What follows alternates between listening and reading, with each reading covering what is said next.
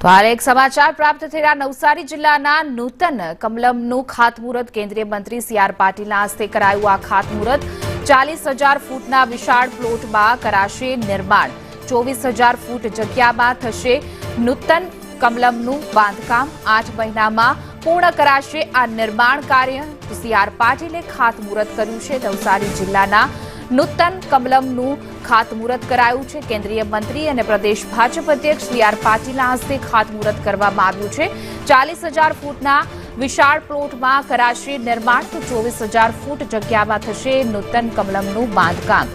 જિલ્લામાંથી આવતા કાર્યકરો અને લોકોને ઉપયોગી બનશે।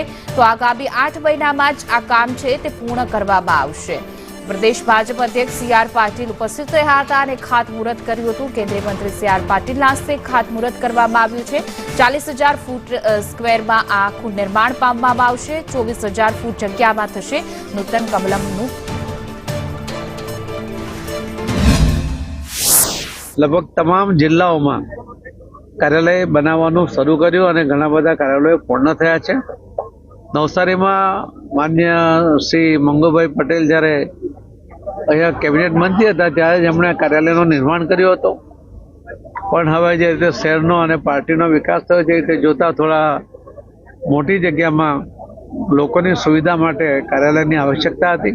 એ ભારતીય જનતા પાર્ટીના કાર્યકર્તાઓ લોકોના સહકાર માટે, લોકોની અનુકૂળતા માટે માનનીય પ્રધાનમંત્રી શ્રી નરેન્દ્ર મોદી સાહેબની અને રાજ્ય સરકારના મુખ્યમંત્રી શ્રી ભૂપેન્દ્રભાઈ પટેલ એમના યોજનાઓનો લાભ લોકોને મળે એના માટે માધ્યમ તરીકે કામ કરશે।